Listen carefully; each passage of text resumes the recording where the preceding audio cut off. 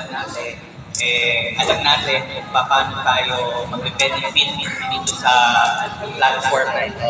So, first of all, I just want to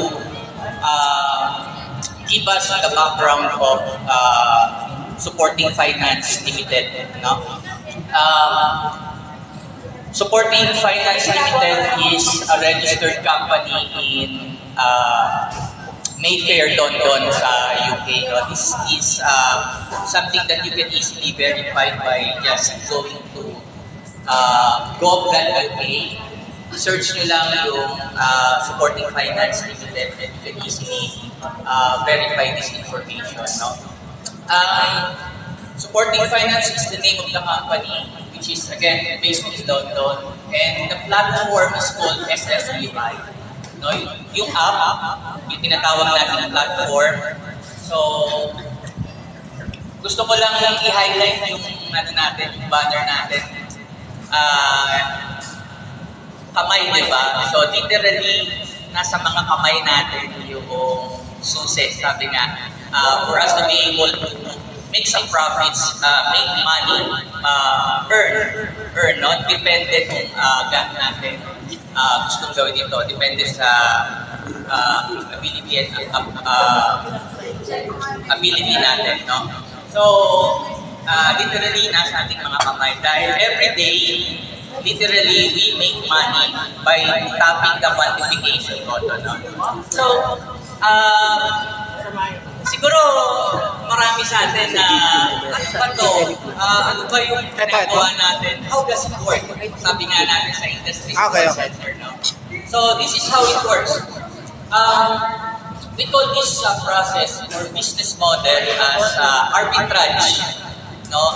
To put it simply, arbitrage is like,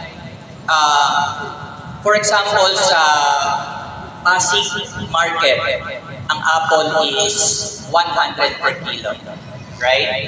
And then sa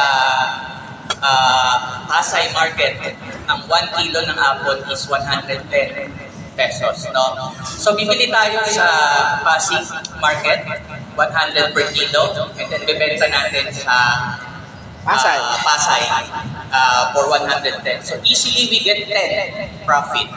No? So that's basically the principle of arbitrage. No, we buy something cheap and then we buy it, we sell it sa market na mas mahal, making profit right away. No?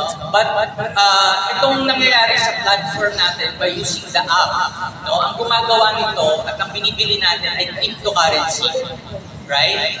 So, naghahanap tayo sa mga market, ang gumagawa nito is AI. No? Kasi, imposible na magawa ito ng tao. Dahil this requires ultra-fast speed para mahanap mo yung mura, mahanap mo yung mahal, at the same time, the transaction immediately. No? So, siguro comparing it to traditional trading, to make it clear. Sa trading, bibili ka ng isang crypto hoping that it will appreciate in value. No? Maybe 1 day, 1 week, 1 month, or maybe years. No? At pag tumaas yung value yung binili mong crypto, that's the time you sell it to make profits. Hindi tayo gano'n. Hindi gano'n ang arbitrage. Arbitrage is nandiyan na yung profit. No, 100, 110. So may profit na, kukolektahin na lang ni AI.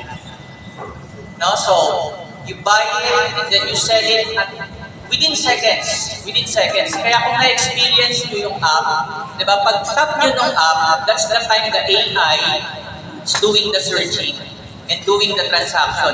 Kung makikita nyo yung sa baba, makikita nyo yung crypto na binili, kung saan exchanges bumili, saan binenta, at what rate, buying rate, selling rate. So, transparency. No? So, basically, that's